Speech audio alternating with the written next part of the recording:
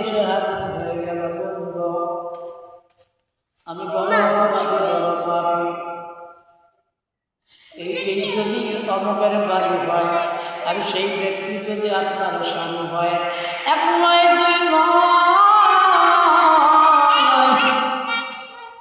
12টা বছর আপনারই আমি কষ্ট দিলাম,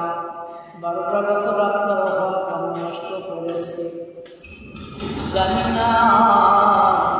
আল্লাহ আমাদের জীবনে কোনোদিন মাফ করবেন না, বড় পাপি। আল্লাহর তরফ থেকে আপনার কাছে দরখাস্ত করলাম, মেহেরবানি করে এই পাপিকে মাফ করে দেওয়া, মাফ করিয়া দেওয়া। এমন সন্তান দুনিয়ায় রেখো না, এমন সন্তান দুনিয়ায় রাখলে তোমার কষ্টের শেষ হবে না, এমন সন্তান দুনিয়ায় রাখলে তোমার কবরের আযাব থেকে তুমি মাফ পাইবা না, রেহাই পাইবা না। ওই সন্তানের মহব্বত করিয়া কত কি মমতা করলাম, কত মমতা করলাম, অথচ তোমার সন্তান তোমার দিয়ে একবার করে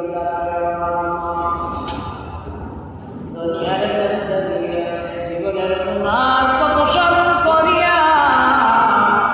3জন মানুষের কাছে 300 টাকার দাবি করেছিল, 100 টাকা হাতের মায়া। ছোট্ট একটা সন্তানের কাছে 100 টাকা দিয়ে বাংলার পাঠায় দিবেন, ও ধৈর্য ধৈর্য খরচ করে ফেলবে, মনে করবে না 100খানা টাকা বড় বেশি টাকা নেয় বাবা, বাড়ি মজা নয়, আল্লাহকে রাজি এবং খুশি করবার জন্য মা আজকের দিনের জন্য মেহেরবানি করে সম্মান 100খানা টাকা দিন মানুষ একটু মেহেরবানি করে চলে আসবে বাবা, আর বেশি সময় দেবে না, বেশি সময় আর দেওয়া যাবে না।